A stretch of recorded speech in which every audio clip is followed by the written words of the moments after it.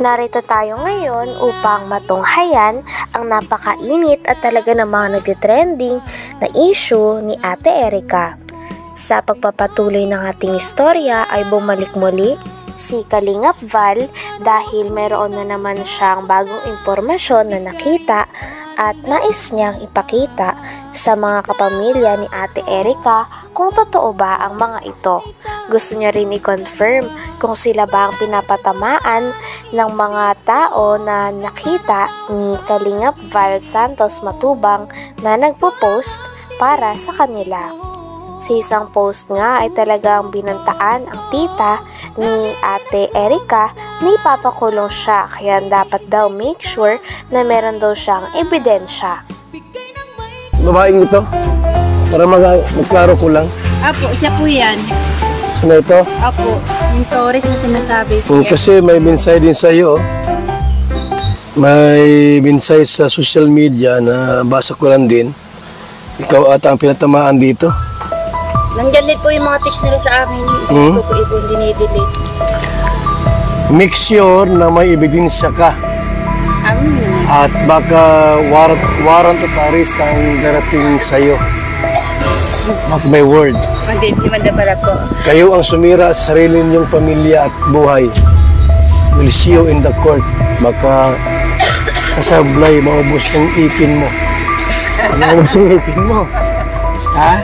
Papagunot na nga ako, kuya. Para gugutay ngipin. Baka malunok mo yan. God bless and see you in the court. Naku, delikado ka. Panindigan mo lahat ng sinabi mo, ha? Gather some evidence, yung totoo kasi pag hindi kayo ang...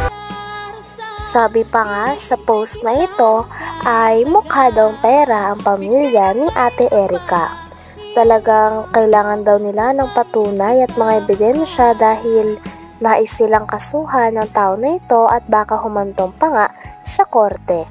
Habang binabasa nga ni Kalingap Val Santos Matubang ang message na ito o post na ito sa tita ni Ate Erica at sa lolo niya ay talagang hindi nag-a-agree ang tita ni Ate Erica dahil marami ngang sinasabi doon at parang binabaliktad sila at sinasabihan pa sila na mukha daw silang pera.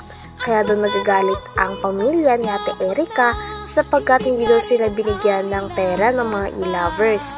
Kaya naman salungat dito ang lolo ni Ate Erica. Mabanggit pangalan ko. Amy Torres. Sobra mo pakialaman sa hindi nyo naman pera at buhay. Be ready for yourself. Nagpauto kasi kayo, yan, kayo din nagpapahiya sa korte. Nagpauto kasi kayo, yan, kayo din mapapahiya sa korte. Gagalit kayo kasi di namin kayo binigyan ng pera. Ano naman po ang kinagagalit po namin sa kasi mukha kayong pera. Kahit nakabigay kami ng ilang bisis, dinay kayo ng dinay. Ano yun? Wala kami bigay na. Bigay ng pera. Ha? Tay, Lulubig, so may minsay sa'yo. Nabasa mo na ito? Di pa. You know? From Ingit to Nyaka Tourist, Lulumigs. Ano kaya yung topic natin dito? Diba, pira at ikaw ang may hawak? Yung pira, hindi si May. Pero may hawak? Wala akong pira hinahawakan dyan. Huh? Yan o.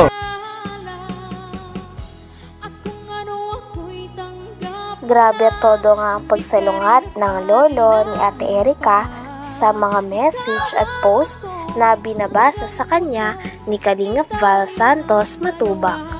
Talagang walang katotohanan daw ang mga ito dahil lang totoo daw ang sinasabi nila.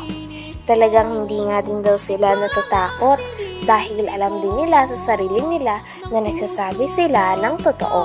At kitang-kita din na maniniwala naman si Kalingap Val Santos Matubang sa sinasabi ng pamilya at lolo pati na rin ng tita ni Ate Erica.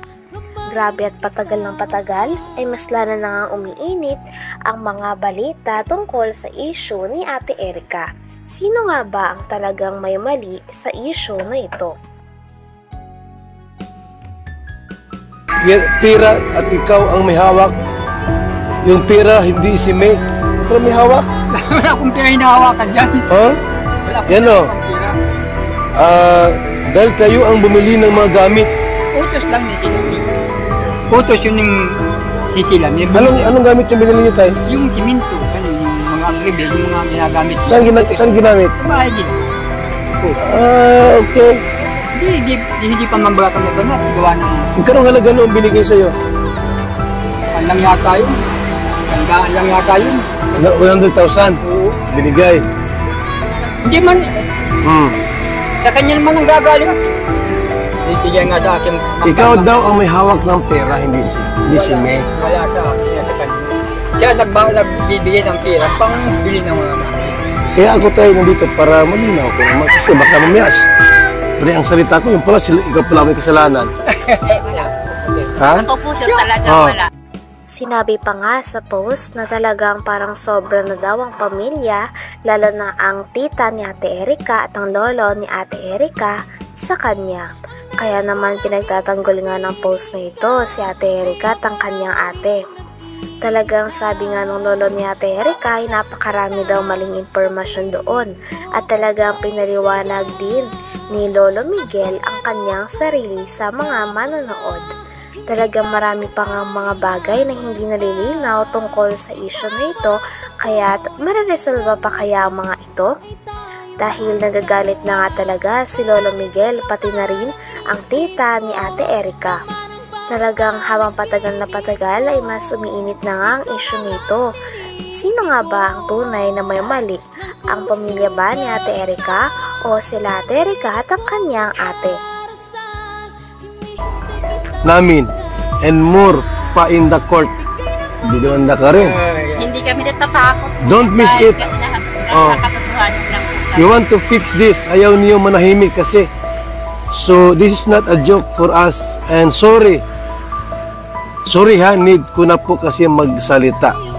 Sumubra na kayo kay Erika. Alam mo ko, Dagat yan. Kami pa po yung Nung hindi pa si Mrs. na ospital, ako ang inuutosan nila at wala man silang alam sa pagbibili ng mga ng steel bar, siminto, graba, buhangin. Baka, Binibigay mo sa akin pera. Di, ako na siyempre ako nagkuhan sa sa hardware. Yun. At di siyempre ako talagang nagbabayad sa hardware. Tapirma ako doon. Pero sa kanilang gagaling ang pera. Ganun. May prueba naman din po kami kung yung nga kanino ang pera. Kahit tiyahin ko kapag salita. Oh. So, sumubra na kayo kay Erika. Grabe at todo explain nga si Lolo Miguel sapagkat mali-mali daw mga sinasabi nila sa post na pinapatamaan sila. Bukod sa sinabihan sila ng mukha silang pera, ay sinasabi pa na kinokontrol nila ang pera nila Ate Erika at sa mga pagpapagawa ng bahay. Pinaliwanag naman ni Lolo Miguel na sila mismo ang nanghingi ng tulong kay Lolo sapagkat wala daw silang alam sa mga pagpapatayo ng bahay at mga simento, kaya naman siya lang daw ang bumili, ngunit sa barangay naman daw iyon. Anak, ang dapat ay obligasyon sa inyo. At wala kayong pakialam doon sa pera ni John A. o pera namin dahil hindi po sa inyo yun. Wala kayong karapatan sa pera yan. Ano ko karapatan dahil nagpapatulong sila sa akin. Ang sabi, tulungan, wala silang alam, magbili ng magpagawa ng bahay. Ako nagpawa ng bahay na yun. At yung bahay pong yun ay sa barangay. Looting yun, ako ang nagbili nun. Ngayon, ang sabi ko doon sa binili nyo, nakuha, at yun din nangyari, walang kuryente, di itong madali at may kuryente. Di, pick ko namin yung kuryente, pinalo up namin, nagkaroon ng kuryente. Ayun ang pinagawa namin para madali-dali na. Ay, pira sa sabi na ako naghawak ng pira, hindi wala sa akin yan. Sila nagbibigay ng pira sa akin. Na Pambayad sa mga ginagawa. inutusan ka lang. Utusan ko. Ginamit lang ako. Ay, kung alam ko lang ang magkakaganyo, hindi ako masunod sa kanila.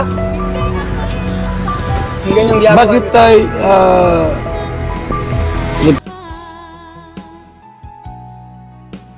Hanggang dito na lamang muna ang ating napakainit, nagtitrending at talaga namang mas nakakaintriga na issue ni Ate Erika.